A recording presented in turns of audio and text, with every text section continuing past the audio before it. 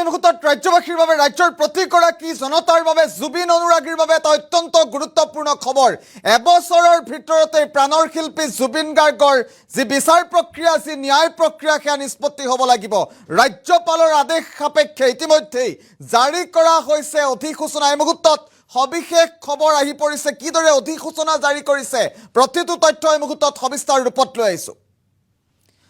Breaking news এটা ডাঙৰ খবৰ এই মুহূৰ্তত জনাইছো এবছৰৰ ভিতৰতে নিষ্পত্তি হ'ব লাগিব প্ৰাণৰ শিল্পী জুবিন গাৰ্গৰ ন্যায় প্ৰক্ৰিয়া জুবিন গাৰ্গ ঘটনাৰ ফাৰ্ষ্ট ট্ৰেক আদালতত গঠনৰ অধিসূচনা জাৰি এজেএছ শৰ্মিলা ভূঞাক ফাৰ্ষ্ট ট্ৰেক আদালতৰ ন্যায়াধীশ হিচাপে নিযুক্তি এবছৰৰ ভিতৰতে গোচৰটো নিষ্পত্তি কৰিবলৈ জাৰি অধিসূচনা কেবিনেট বৈঠকৰ সিদ্ধান্তৰ পাছতে অধিসূচনা জাৰি কৰা হৈছে ডাঙৰ খবৰ জনাইছো এতিয়াৰে পৰা ডে টু ডে চলিব জুবিন গাৰ্গৰ ঘটনাৰ শুনানি এটা ডাঙৰ খবৰ এই মুহূৰ্তত জনাইছো সমগ্ৰ ন্যায় প্ৰক্ৰিয়া গুৱাহাটী উচ্চ ন্যায়ালয়ৰ নিৰীক্ষণত থাকিব এবছৰৰ ভিতৰতে নিষ্পত্তি হ'ব লাগিব জুবিন গাৰ্গৰ ন্যায় প্ৰক্ৰিয়া ৰাজ্যবাসীৰ বাবে ৰাজ্যৰ প্ৰতিজন জনতাৰ বাবে এটা অতিকৈ গুৰুত্বপূৰ্ণ খবৰ আমি জনাইছো এজেএছ শৰ্মিলা ভূঞাক ফাৰ্ষ্ট ট্ৰেক আদালতৰ ন্যায়াধীশ হিচাপে নিযুক্তি প্ৰদান কৰা হৈছে আৰু গুৱাহাটী উচ্চ ন্যায়ালয়ৰ নিৰীক্ষণত থাকিব সমগ্ৰ বিষয়টো নিতান্ত এটা ভাল খবৰ এবছৰৰ ভিতৰতে জুবিন গাৰ্গৰ ন্যায় প্ৰক্ৰিয়াৰ নিষ্পত্তি হ'ব লাগিব বুলি অধিসূচনা জাৰি কৰা হৈছে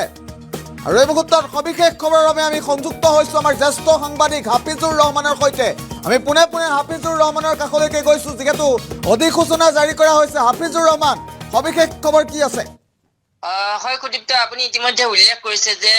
অসমবাসীৰ বাবে এটা এই মুহূৰ্তত খুবেই ভাল খবৰ কাৰণ আমাৰ সকলোৰে প্ৰাণৰ শিল্পী অৰ্থাৎ জুবিন গাৰ্গৰ যি মৃত্যুৰ বিচাৰ প্ৰক্ৰিয়া সেই বিচাৰ প্ৰক্ৰিয়া ফাৰ্ষ্ট ট্ৰেক আদালতত গঠন ফাৰ্ষ্ট ট্ৰেক আদালতত চলিবৰ বাবে ইতিমধ্যে সকলো প্ৰচেষ্টা সম্পন্ন হৈছে আৰু অচিৰে হয়তো এই যি আগন্তুক যি শুনানি আছে সেই শুনানি হয়তো ফাৰ্ষ্ট ট্ৰেক আদালতত চলিব কাৰণ ইতিমধ্যে ৰাজ্য চৰকাৰৰ তৰফৰ পৰা এখন অধিসূচনা জাৰি কৰা হৈছে য'ত স্পষ্টভাৱে উল্লেখ কৰা হৈছে যে জুবিন গাৰ্গৰ যিটো মৃত্যুৰ বিচাৰ প্ৰক্ৰিয়া এই বিচাৰ প্ৰক্ৰিয়া ফাৰ্ষ্ট ট্ৰেক আদালতত চলিব আৰু ফাৰ্ষ্ট ট্ৰেক আদালতত গঠন কৰা হৈছে আৰু ফাৰ্ষ্ট ট্ৰেক আদালতৰ দায়িত্ব অৰ্পণ কৰা হৈছে বাক্সাৰ যিগৰাকী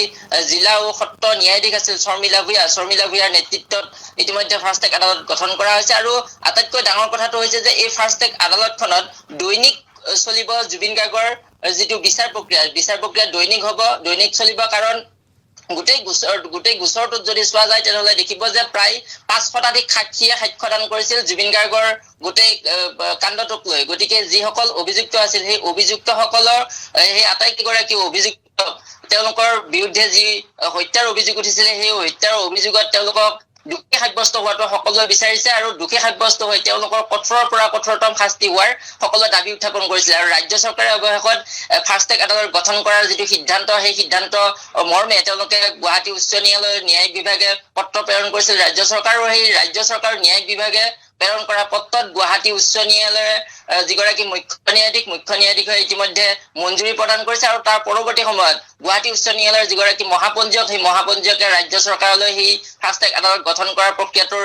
সন্দৰ্ভত অনুমোদন দিয়াৰ পাছত শৰ্মিলা ভূঞাৰ নেতৃত্বত এই মুহূৰ্তত ফাৰ্ষ্ট ট্ৰেক আদালতখন গঠন হৈছে আৰু তাত কোৱা হৈছে যে এক বছৰৰ ভিতৰত গোটেই বিচাৰ প্ৰক্ৰিয়া 1 বছৰৰ ভিতৰত সম্পন্ন হ'ব লাগিব আৰু এবছৰৰ ভিতৰত সম্পন্ন হোৱাৰ পাছত যিকেইগৰাকী অভিযুক্তসকলৰ তেওঁলোক দোষী সাব্যস্ত হয় নে নহয় সেয়া আদালতত নিৰ্ণয় হ'ব কিন্তু গোটেই বিচাৰ প্ৰক্ৰিয়াটো যে এবছৰৰ ভিতৰত সম্পন্ন কৰিবৰ কাৰণে কোৱা হৈছে সেইটো এই মুহূৰ্তত ডাঙৰ খবৰ বা সেইটো এই মুহূৰ্তত সকলোৰে বাবে ভাল খবৰ কাৰণ এবছৰৰ ভিতৰত গোটেই বিচাৰ প্ৰক্ৰিয়া সম্পন্ন হ'লে নিশ্চিতভাৱে যিকেইগৰাকী দোষী আছে সেই দোষী কেইগৰাকী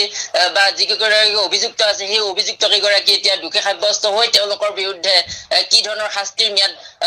যি আদালতে প্ৰদান কৰে সেয়া পৰৱৰ্তী সময়ত জানিব পৰা যাব কিন্তু সকলোৱে দাবী কৰিছে যে অতি ক্ষিপ্ৰতাৰে বিচাৰ প্ৰক্ৰিয়া চলক ফাৰ্ষ্ট ট্ৰেক আদালত গঠন হওক দৈনিক শুনানি হওক অৱশ্যে সেই কথাটো এতিয়া প্ৰতিপন্ন হৈছে যে ৰাজ্য চৰকাৰে অৱশেষত ফাৰ্ষ্ট ট্ৰেক আদালত গঠন কৰি সুকীয়াকৈ দৈনিক গোটেই বিচাৰ প্ৰক্ৰিয়া চলাবৰ বাবে মঞ্জুৰি প্ৰদান কৰিছে নিশ্চিতভাৱে হাফিজুৰ ৰহমান এটা কথা উল্লেখ কৰিব লাগিব যিহেতু ৰাজ্যবাসীয়ে বিচাৰিছিল যাতে সদায় শুনানি হওক শুনানি প্ৰক্ৰিয়া সদায় হওক আৰু সেই কথাই এই অধিসূচনাত স্পষ্টকৈ উল্লেখ আছে ডে টু ডে শুনানি হ'ব বুলি ইয়াত উল্লেখ কৰিছে নিশ্চিতভাৱে ৰাজ্যবাসীৰ বাবে এয়া ভাল খবৰ হয় নিশ্চিতভাৱে কাৰণ আমি সকলোৱে দেখিছিলো যেতিয়া সত্ৰ আদালতত গোটেই বিচাৰ প্ৰক্ৰিয়াটো চলিছিলে, যেতিয়া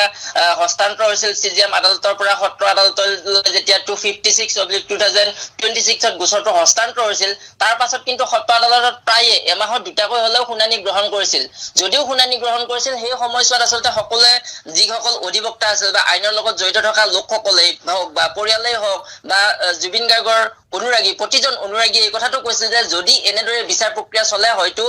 ইয়াক লাগিলে 10 বছৰ 15 বছৰ 20 বছৰ এনেধৰণৰ পাৰ হৈ যাব, কাৰণ গোটেই বিচাৰ প্ৰক্ৰিয়াটোত আছিলে প্ৰায় 5 শতাধিক সাক্ষী। গতিকে সেই সাক্ষীসকলৰ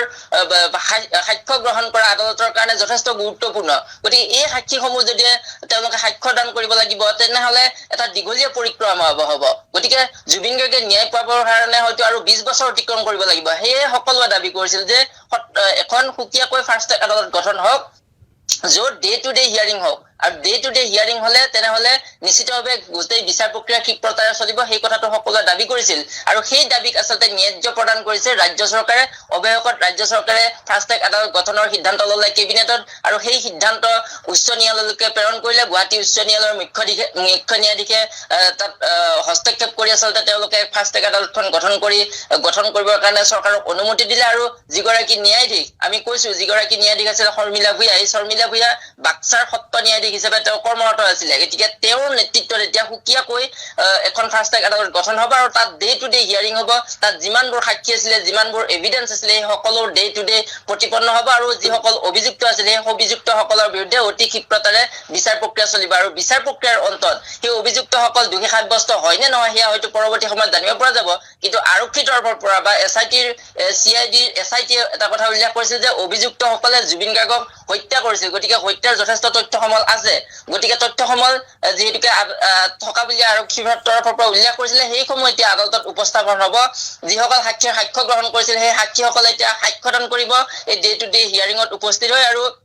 তাৰ পাছত বিচাৰ প্ৰক্ৰিয়াত কি ৰায় হয় সেয়া কিন্তু পৰৱৰ্তী সময়ত জানিব পৰা যাব। কিন্তু এটা কথা ঠিক যে এতিয়া বিচাৰ প্ৰক্ৰিয়া নিয়াৰিকৈ চলিব। এবছৰৰ ভিতৰত গোটেই বিচাৰ প্ৰক্ৰিয়াটো সম্পন্ন কৰাৰ বাবে চৰকাৰৰ তৰফৰ পৰা এটা সিদ্ধান্ত লোৱা হৈছে বুলি কোৱা হৈছে। এই যিটো অধিসূচনা দিয়া হৈছে বা নটিফিকেশ্যন দিয়া হৈছে, সেই নটিফিকেশ্যনৰ সেই কথাটো স্পষ্টভাৱে উল্লেখ আছে। নিশ্চিতভাৱে এই মুহূৰ্তত আমি হাফিজুৰ ৰহমানক ধন্যবাদ জ্ঞাপন কৰিছো, সবিশেষ তথ্য জনালে। এবছৰৰ ভিতৰতেই প্ৰাণৰ শিল্পী জুবিন গাৰ্গৰ ন্যায় প্ৰক্ৰিয়া সমাপ্ত হ'ব লাগিব। জুবিন গাৰ্গৰ ঘটনাৰ ফাৰ্ষ্ট ট্ৰেক আদালত গঠনৰ অধিসূচনা জাৰি কৰিছে চৰকাৰে, আৰু এবছৰৰ ভিতৰতে সমগ্ৰ প্ৰক্ৰিয়া নিষ্পত্তি হ'ব লাগিব। এজেএছ শৰ্মিলা ভূঞাক ফাৰ্ষ্ট ট্ৰেক আদালতৰ ন্যায়াধীশ হিচাপে নিযুক্তি দিয়া হৈছে। ফুলপেটত জনাম গোটেই খবৰটো। এবছৰৰ ভিতৰতে গোচৰটো নিষ্পত্তিৰ অধিসূচনা জাৰি কৰা হৈছে। এবছৰ সময়সীমা বান্ধি দিয়া হৈছে, আৰু গুৱাহাটী উচ্চ ন্যায়ালয়ৰ নিৰ্দেশনাত গুৱাহাটী উচ্চ ন্যায়ালয়ৰ নিৰীক্ষণত থাকিব এই সমগ্ৰ বিষয়টো। বাক্সাৰ সত্ৰ ন্যায়াধীশ এজেএছ শৰ্মিলা ভূঞাক ফাৰ্ষ্ট ট্ৰেক আদালতৰ ন্যায়াধীশ হিচাপে নিযুক্তি প্ৰদান কৰা হৈছে, আৰু এবছৰৰ ভিতৰতেই গোটেই গোচৰটো নিষ্পত্তি কৰিবলৈ অধিসূচনা জাৰি কৰিছে। কেবিনেট বৈঠকৰ সিদ্ধান্তৰ পাছতেই এতিয়া অধিসূচনা জাৰি কৰা পৰিলক্ষিত হৈছে। ৰাজ্যপালৰ আদেশ সাপেক্ষে জাৰি কৰা হ'লে এই অধিসূচনা প্ৰতিদিনেই চলিব জুবিন গাৰ্গৰ ন্যায়ৰ শুনানি। ডে টু ডে চলিব, ডে টু ডে হিয়াৰিং হ'ব, যিহেতু ৰাজ্যবাসীয়ে বিচাৰিছিল ডে টু ডে হিয়াৰিং হওক। আৰু যি অধিসূচনা জাৰি কৰা হৈছে আজিৰ দিনটোত কেইটামান মুহূৰ্তৰ পূৰ্বে, সেই অধিসূচনাত স্পষ্টকৈ লিখা আছে ডে টু ডে হিয়াৰিং হ'ব, প্ৰতিদিনাই শুনানি হ'ব। অধিক ক্ষিপ্ৰতাৰে যাতে জুবিন গাৰ্গৰ বিচাৰ প্ৰক্ৰিয়া, জুবিন গাৰ্গৰ ন্যায়ৰ ক্ষেত্ৰত যিসমূহ বিচাৰ প্ৰক্ৰিয়া, সেই বিচাৰ প্ৰক্ৰিয়াৰ কথাসমূহ বা যিসমূহ কাম আছে সেই কামসমূহ যাতে আগবাঢ়ি যায়, সোনকালেই যাতে জুবিন গাৰ্গে ন্যায় পায়। ৰাজ্যবাসীয়ে যি দাবী উত্থাপন কৰিছিল জুবিন গাৰ্গৰ ন্যায় লাগে বুলি, সেই জুবিন গাৰ্গৰ ন্যায় যাতে এবছৰৰ ভিতৰতেই ৰাজ্যবাসীয়ে লাভ কৰে তাৰ বাবে এই অধিসূচনা জাৰি কৰা হৈছে। আৰু বাক্সাৰ সত্ৰ ন্যায়াধীশ শৰ্মিলা ভূঞাৰ নেতৃত্বত এই ফাৰ্ষ্ট ট্ৰেক আদালতখন গঠন কৰি দিয়া হৈছে, আৰু প্ৰতিদিনেই শুনানি হ'ব। সবাতোকৈ গুৰুত্বপূৰ্ণ বিষয়টো এইটোৱেই, ইম্পৰ্টেণ্ট পইণ্ট, সবাতোকৈ গুৰুত্বপূৰ্ণ বিষয় ডে টু ডে হিয়াৰিং হ'ব, সদায় শুনানি হ'ব, আৰু এবছৰৰ ভিতৰতেই জুবিন গাৰ্গে ন্যায় লাভ কৰিব বুলি ক'ব পাৰি। আৰু জুবিন গাৰ্গৰ হত্যাকাণ্ডত যিকেইজন জড়িত হৈ আছিল, যিকেইজন অভিযুক্ত, সেই অভিযুক্ত কেইজনে যাতে শাস্তি লাভ কৰে তাৰ বাবে দাবী উত্থাপন হৈছিল ৰাজ্যজুৰি। আৰু অৱশেষত যি অধিসূচনা জাৰি কৰা হ'ল, সেই অধিসূচনাই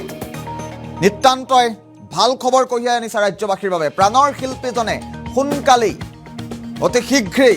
যে এতিয়া ন্যায় পাব সেয়া এক প্ৰকাৰ নিশ্চিত হৈ পৰিছে।